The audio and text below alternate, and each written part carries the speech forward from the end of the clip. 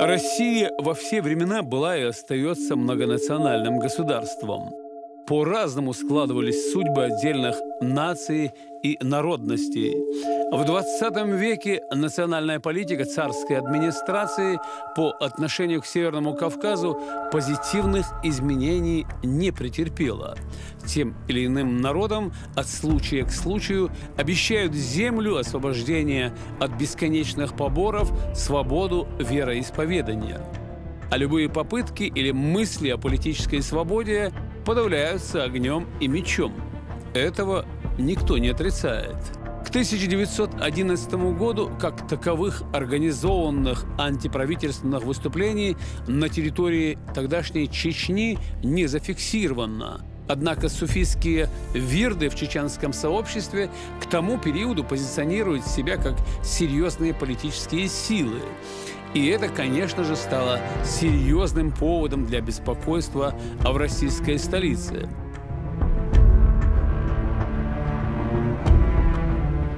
В памяти еще свежи события длительной Кавказской войны. Незначительные восстания были, конечно, и после нее. А теперь еще и неуловимый Зелимхан наводит страх, доставляя серьезные хлопоты царским чиновникам. Любые контакты с абреком могут иметь непредсказуемые тяжелые последствия. Царские чиновники боятся того, что влиятельные чеченцы могут поддержать абрека, а этого они допустить не могут никак. К тому же популярность чеченских шейхов растет, да и вообще сам социум трансформируется в мощное ядро. И как тут быть? Конечно же, проще всего обвинить шейхов в связях с абреком, а затем изолировать их от мюридов, от общества. Сценарий до гениального прост. Главнокомандующий Кавказскими войсками, Кавказским военным округом докладывает в царскую канцелярию, что политическая обстановка на Северном Кавказе чрезвычайная и что духовенство представляет собой серьезную угрозу. По тем временам этого было более чем достаточно, дабы без суда и следствия сослать шейхов подальше от родного края. Итак, распоряжением главнокомандующего Бамат-Гирей Хаджи Митаева, Суйб-Мулу Гайсумова, Чиммарзу Хаджи, Батал Хаджи Белхароева, Абдулазиза Шаптукаева, Магома Муллу, Кана Хаджи и Амар Хаджи из Анди отправляют в Калугу, да возвысит Аллах их в святости. Интересна мотивация их высылки. Цитирую. Как наиболее влиятельных представителей шейхов мусульманской секты Зикра, вредных для общественного порядка и спокойствия, и вместе с тем способствующих разбойнической деятельности Зелимхана. Вот такая формулировка. Задача чиновников облегчается еще и тем, что никто не надзирал за тем, насколько законна подобная акция.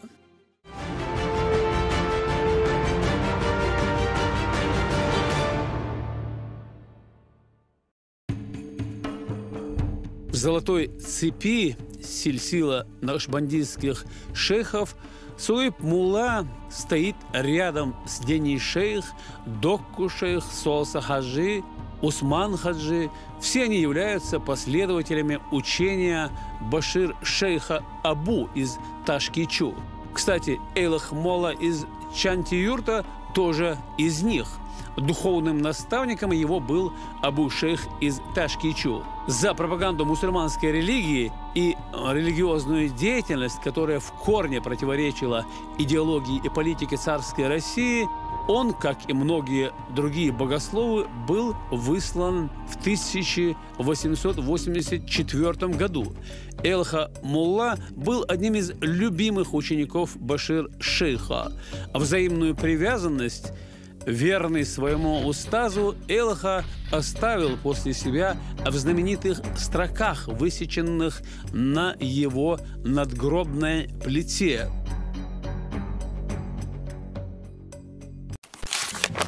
камень я, всяк может меня погладить, благодатный родник, щедрая душа, мулла Элаха я, халиф я шейха, всех шейхов, Башир шейха.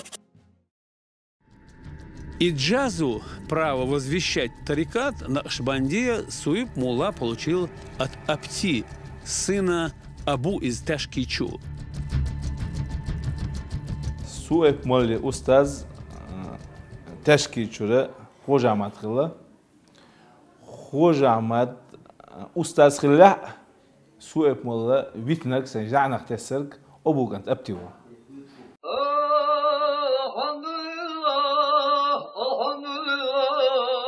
Суиб Мулла, будучи прекрасно образованным алимом, сочинил назму, названную им Эвлия Хестуар, восхваление Эвлия.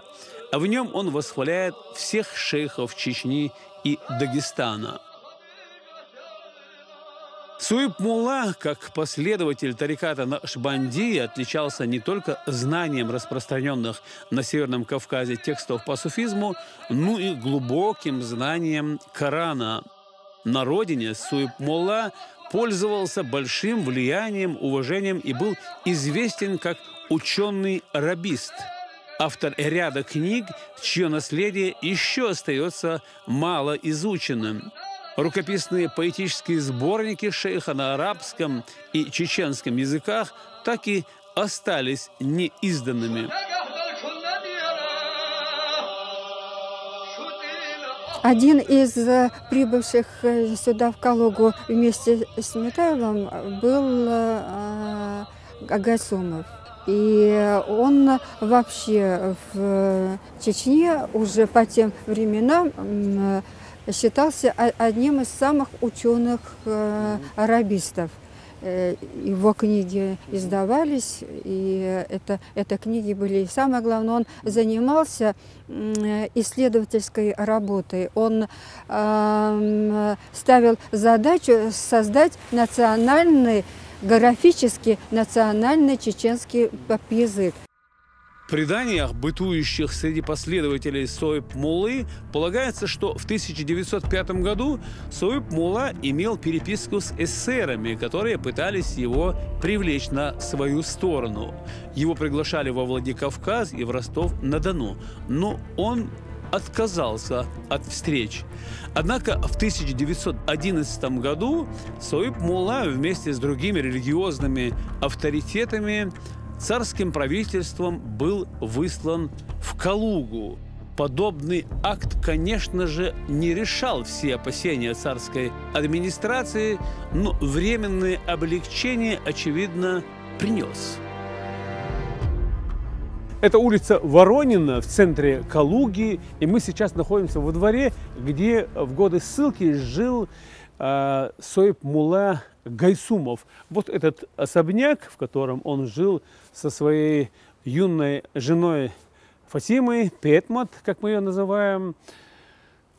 Государству содержание этого известного ученого шейха обходилось на 3,5 рубля. Конечно, довольно скромное содержание столь известного человека. Дом еще сохранил свой такой вид. Здесь, кстати, сейчас живут калужане. Его как-то с тех пор обновлять не стали. И этот дом, и это место довольно посещаемо. Сюда тоже приезжают этнические мусульмане, не обязательно чеченские национальности, и другие этнические мусульмане приезжают к этому дому, почитая нашего великого шейха Суиб Муллу Гайсумова. Суиб Мулла и его юная жена Петимат в документах архива Калужской области 19 апреля 1912 года по предписанию губернского правления попадают под надзор полиции. Другими словами, согласно циркуляра, местная полиция должна быть в курсе всех передвижений, встреч и контактов в семье Гайсумовых. Хотя шейх, пребывавший в преклонном возрасте, опасности не представлял никакой. По архивным данным, находясь в Калуге, Союб Молла и Баматгирей Хаджи подают прошение на имя наместника его императорского величества на Кавказе о разрешении вернуться в Чечню. 19 августа 1914 года от канцелярии начальника Терской области полицмейстеру Калужской области поступает письмо с сообщением их прошения оставлено без удовлетворения ввиду неимения к тому уважительных причин. К счастью, не все в этом мире решается в полицейских канцеляриях. Есть и другие невидимые нам покои, где выстраивают вселенский миропорядок. Неведомо откуда вдруг о великих шейхах, глубоких стариках ходатайствовали начальник Терской области и наказной атаман Терского казачьего войска. И это возымело успех.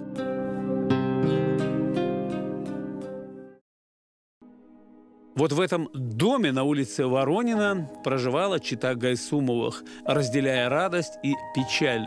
Каждая дощечка в этом доме пропитана памятью о великом шейхе. В нем ничего с тех пор не изменилось. Он пережил революцию, войны, но устоял. Конечно, за 100 лет менялись его владельцы. Однако во дворе дома и сейчас царит атмосфера глубокого умиротворения. Здесь такой же колорит, такое же упоение, как и во дворе зиярата шейха в Шалях, где всегда много прихожан. В процессе съемок нам с оператором Зелимханом Закаевым приходилось часто проезжать по улицам, где жили наши шейхи. Однажды, как только мы поравнялись с этим строением, позвонил потомок Союб Моллы Абдул-Эдер Гайсумов, которого, конечно же, мы тут же пригласили взглянуть на жилище своего прадеда. Валикум ассалам. Абдул-Эдер, вердутхо нис Союб Молл эйнч цин юххо давует шухсан джим дюлдал ардул ето гала.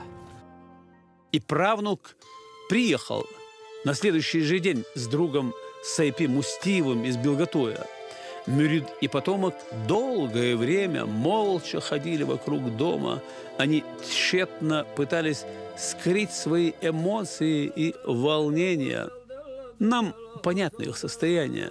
Разве могло быть иначе, когда ты 100 лет спустя вдруг оказался в доме, где проживал твой прадед, который и сегодня глубоко почитаем в народе?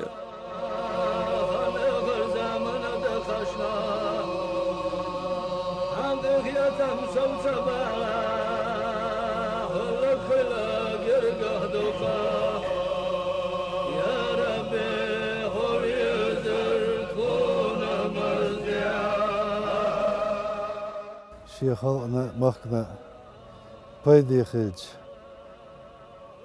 ناخدك بولش خلج سارنا بايدي خلج باتشا بيلوش خرج يشلش سان هوك جين بانمك حوالين هوك شاح باشري غويتن وول انزام نحق اجمك والين دايما كان جيني وكان حيزينا دق عيجن بوخ خزر دعوانا باش وقتشق خز حوقت نيقت يولش هو متكش كاحيوج اشتهر هيبة عودة بدل حاجة قبر شوش هالقولش مخ خبرن بالين بالهوش ليل هرمتكش تحنا غور دقن تاع جرج خيرتش اش ليل يقهر بوش بيزم خيتش وخاش داي مخ خبرن هر إذا الله خلوة لين متكش يقهرش بوش او دق عيش Попрощавшись с Абдул-Кадиром и Сайпи, мы продолжили свои съемки в другой части города. Было уже поздно, когда мы возвращались, но они все еще стояли на том же месте, словно прикованные. Мы не стали их отвлекать. Кто знает, о чем они думали в тот миг. Глаза, конечно, радуются, а душа, возможно, плакала. А плакать было над чем. Ведь мы не все знаем из того, что пришлось пережить шейхам вдали от родины, без родных и близких, с единственной мечтой – быть похороненными на родной земле. Соиб Мулла за свою жизнь успел сделать много хороших дел на родине. Да, он был безусловным авторитетом в вопросах религии и религиозного права, но еще проявил себя как блестящий строитель. По сей день действует мост, соединяющий горную и предгорную Чечню. По нему ежедневно передвигаются сотни людей. Он так и называется – мост Соиб Муллы. Кстати, много лет назад шейх построил его на собственные сбережения. Конечно, сегодня конструкция другая, его переделали, это уже современный мост, но имя осталось прежним.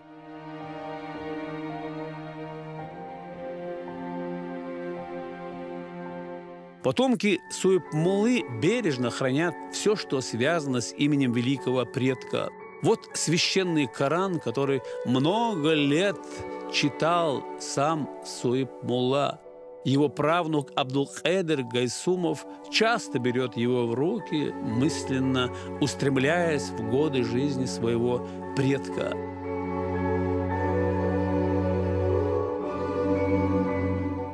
Резван Хагуев, один из верных мюридов Соиб Муллы, очень трепетно относится ко всему, что связано с именем шейха.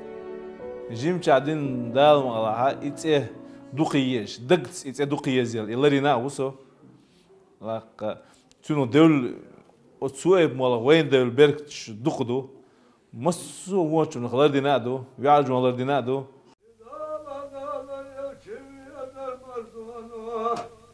С тех пор минуло столетие, а все свежо, как будто мы говорим за дела вчерашнего дня. И ничего в этом удивительного нет, ведь доброта, мудрость и святость не имеют срока давности, они нетленные. Да возвысит Аллах всех эвлия и шейхов в их святости.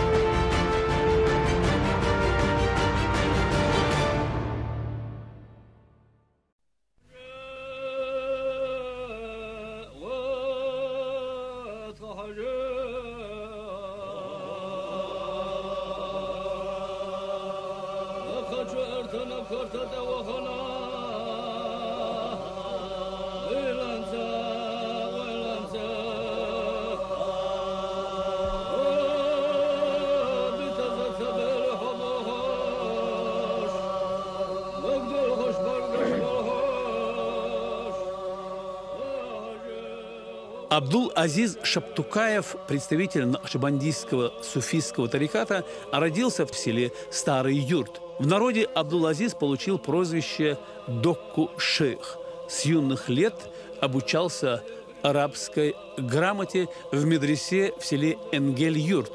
Его наставником был религиозный просветитель Эйлах Мулла, который в сан Эвлия посвящен Башир-шейхам из Ташкичу. Повторюсь, сказав, что Элаха был любимым учеником Башир-шейха, и это преимущество им завоевано своей смелостью и решительностью. После ареста Эйлаха Муллы Абдул-Азиз стал продолжателем его религиозного пути. По обвинению в пособничестве Абреку Зелимхану, Эвлия был сослан в Калугу, откуда вернулся живым. Он успел сделать немало добрых и угодных Аллаху дел, был хорошим и весьма требовательным отцом и наставником. Согласно легенде, однажды к Докку-шейху из села Ташкичу приехали два религиозных деятеля того времени, Араб и Саид, сыновья Башир-шейха, и передали Докку-шейху перстень на иджазу, то есть на право возвещать тарикат. Таким образом, Докку-шейх начал проповедническую деятельность. Докки устаз элах молхила, ну и шензанах тесек обушиканту Араб Саид, сунпелк молдинак. Он был простым и неприхотливым человеком по отношению к мирской жизни, а в духовных делах взыскательным ко всем, в первую очередь к самому себе. Состоял в близкой дружбе с Бамадгири Хаджи Митаевым. Они много общались в годы ссылки и умерли в один и тот же день, 13 сентября 1914 года. Да возвысит Аллах их в святости.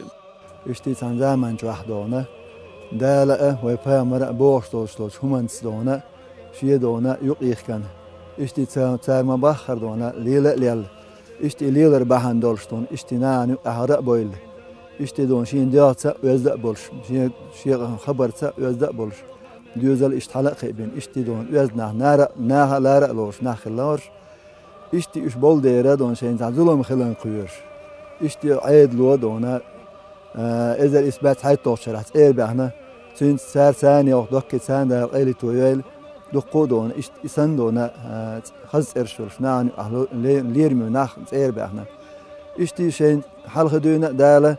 صوبر علم حكمة دل خلري ترى ساردونا إشين إبي إمبال دكان ثاني قونا لثاني لا لينا إشتدون شقة بويلا تحبش سياح ديق الهلا تحبش تابعكنا. سا دين دا دوكو كجلاتس سا ديوش محمد دوكو كجلاتس إشتدونا فيرد إتصدق تسونو أستاذ وين حباكن بو أخي وين مغار زعن سعماي أبوان ديون واحد يوم. غير دوك أولي ديون نزبع إشتيو تسون هلاتس ديون تسوى مارهنش دين مارهنش خوبوش خلا كوش هارشين دوك غيل خيلرنا ليل وشهما خلا تسوى لق حول دشدوي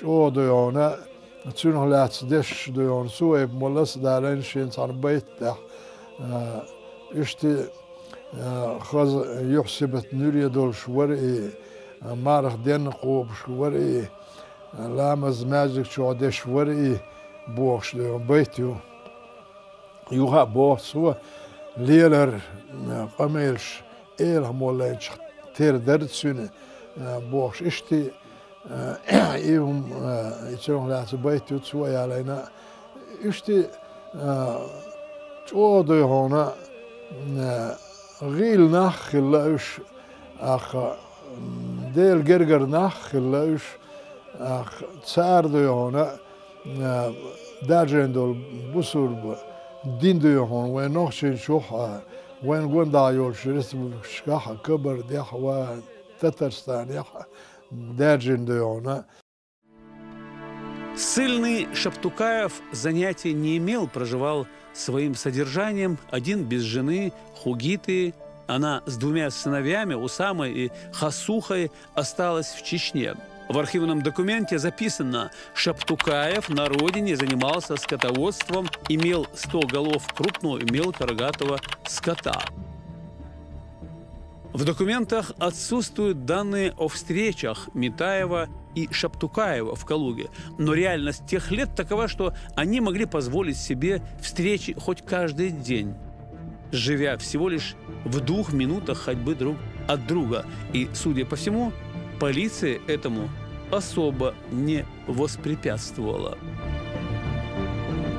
Находясь в этом провинциальном городе, чувствуешь себя чуть ли не на территории нашей республики в Чечне, поскольку здесь, даже здесь на улице Солдатской, которая расположена недалеко от улице Московской, бывшей Ивановской, чувствуешь себя в окружении наших религиозных деятелей, поскольку жили они недалеко друг от друга.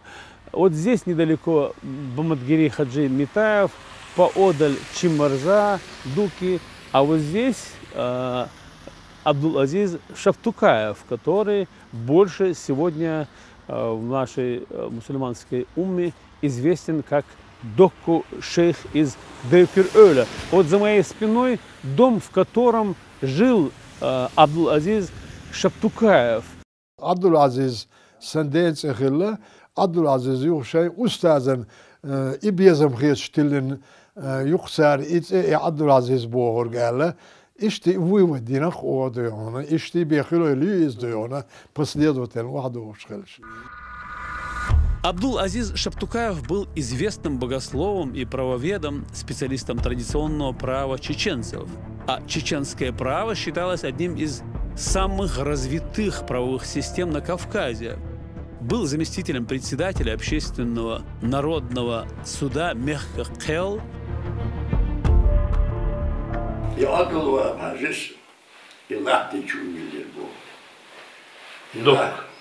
Lahti çuvilna halvelir adam o arimel yuqaqışın. Dok adam diyormuş aş adam durmuş. Oçul halim Allah. Adullah bir hac elir bah. La dual dokki vurd şermakka. Vecri buzul vecri la dual her dünyanın çadini vuruş. Şiye diti şiyatır. Tahat kona dek dütür düşer. Halkın diysi şiyadır. Her bu şalahti çuvilin kona huyelir ba. Şahsın ve kona koyttık şekeri ve utmayda davetini varşınız. Живя в Калуге, Докка шейх много времени проводил в молитве и служению Аллаху. Время шло, по-разному складывались судьбы наших ссыльных шейхов. И вот 12 апреля 1912 года начальник Терской области срочной телеграммой уведомляет калужского губернатора о решении главнокомандующего войсками Кавказского округа Абдул-Азиза Шаптукаева освободить от надзора и разрешить отбыть на родину. В тот же день срочную депешу за номером 403 получает из Калужского губернского управления полицмейстер Трояновский. Докку шейх ознакомился со срочной депешей и на русском языке расписался: Абдул-Азиз Шаптукаев. Пристав Павел Мещерский 14 апреля сообщает в полицейское управление, что Абдул-Азиз Шаптукаев выбыл на родину.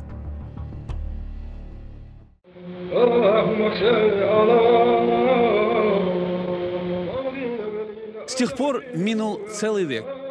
Сегодня многочисленные последователи Докку шейха живут в разных районах нашей республики. Их ежедневно можно видеть в Девкер-Öle, на родине шейха, где стоит его зиярт. Сюда приходят сотни верующих. В зиярте шейха просят милости и благоденствия у Всевышнего. Да возвысит его Аллах в святости.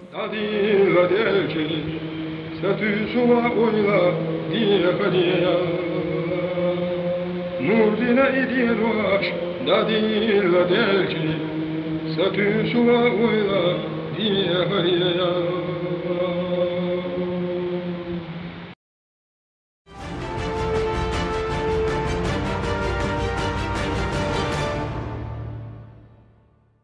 Allah'a salli ve sellim daiman abada ala habibika hayril halqi.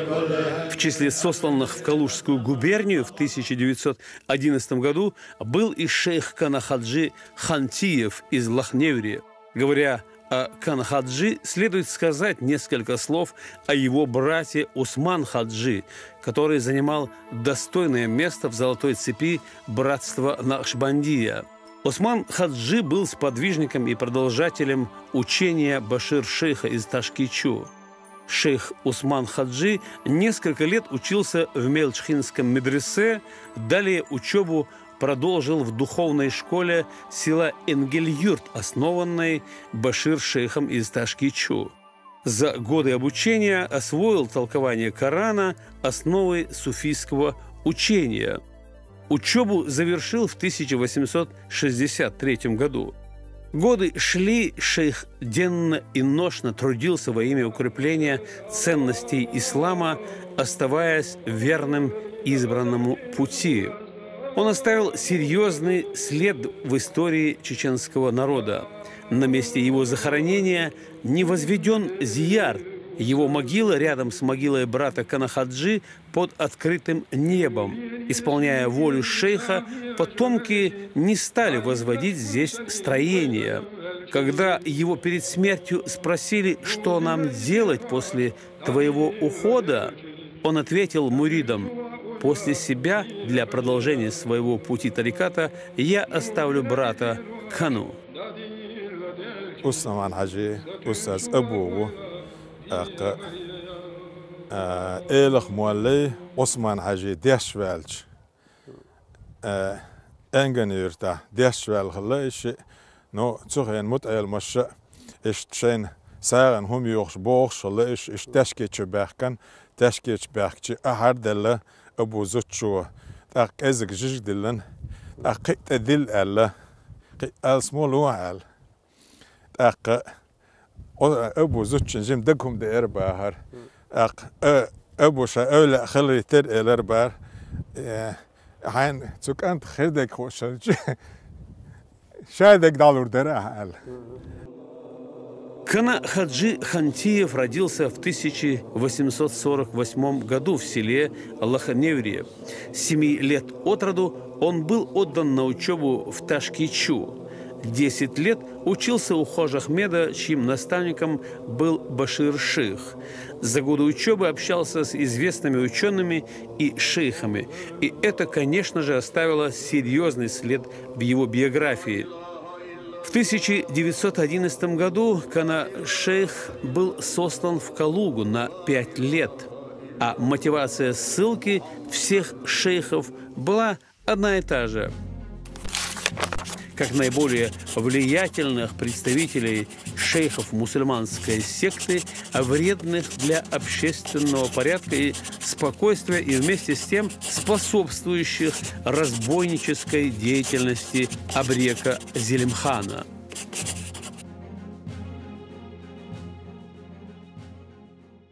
Жин волчена башу ишу каченалар тадаиш иза бусабдин амо أكثر وقتنا تشكيش أو نختش أبو والشي خوج عند والشي نس إتشالر تدايش سجى عمادنا تأوش دخول خان أكثر يوقش بي موت شغل على تنا أرسي موت نختش موت عرب موت غمكي موت ولا إيش علم يا صحابي أنا صوت يا حوتير كستيا أسمع العبال شغل يا ده قيل تقول سنة ده قديش تقول مثلا ولا أستاذنا هاتير كستيحة نيا يقرأ حالي الوش أبشر سموه always تاق دينس الأول الوش تدير عيد البتش عيد الت بيتوايرش ليلا وإيتون مسال ديش كوجا دقو كي يحتشدو أسدان. Во время нашей командировки в Калугу мы обошли все дома, где жили наши ссыльные шейхи. Они жили в центральной части Калуги, недалеко друг от друга. Наши поиски дома, в котором жил Канахаджи, успехом не увенчались. Как нам объяснили калужские коллеги, этот дом пострадал во время Великой Отечественной войны. Совершенно очевидно, что жил он где-то поблизости Докку Шаптукаеву, Бамадгири Хаджи Митаеву, Соиб Молле Гайсумову, поскольку в воспоминаниях потомков живы рассказы самого шейха, который и после ссылки успел сделать много полезного на родине. 911 год, в конце года, ноябрь, декабрь, بوال بول أولاش أستاذ دا قيل توالت بامجير حاجي بطل حاجي غلاي تشميزي مايرتوبر شيلر غيسم والي تيركستيرا دوكي كان شيخي سولي ور عمر حاجي إيش باش ولا وإيش شيء ялх нохчеву, ца галаву, ца сюлеву, үш текаяхна зелам зулмушдва, зелах поголовно, дяш году нохч, үш сату безер, ايش تور ورا ايش تقيقنا مسيت تزحيل ايش تحرت قارجر شيء ناقص ما تغلنا باتشو ايش كلوجي سسلات بالريشينيو بانجي الحاجه نوخا عينو خوس مشكا تديد سديد برادي دورس ديد كان شيخ شنو هو سمنارس وتشين شرا ايش شرا توتي يق خنس ادين سو باترينات تيغود وتشين شرا ايش شرا بانجي الحاجه هو سمنارس ايه بدل يتشل كني Чайна кад бахш дахош сахош чо уналдина. За время пребывания в Калуге Кана Хаджи делил все тяготы и лишения с другими вайнахскими шейхами, сосланными по ложным обвинениям из родной земли. Да возвысит Аллах их всех в святости.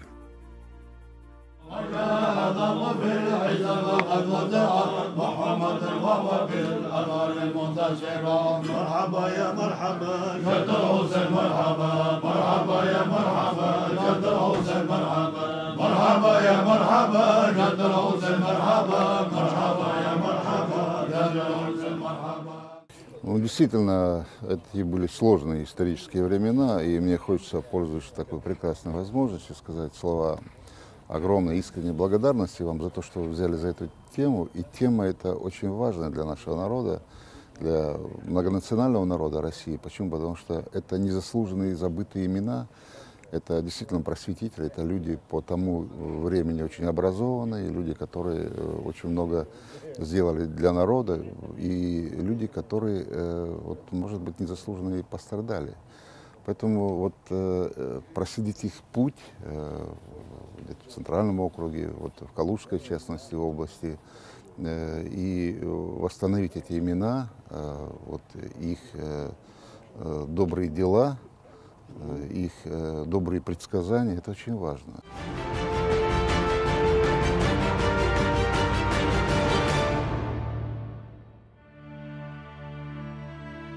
Время не стоит на месте. Россия сегодня другая, и ее взаимоотношения с регионами изменились в корне.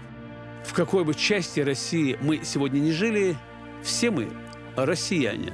И в Калуге сегодня живут достойные россияне, чеченцы, которые принимают живое участие в жизни этого региона, в жизни России.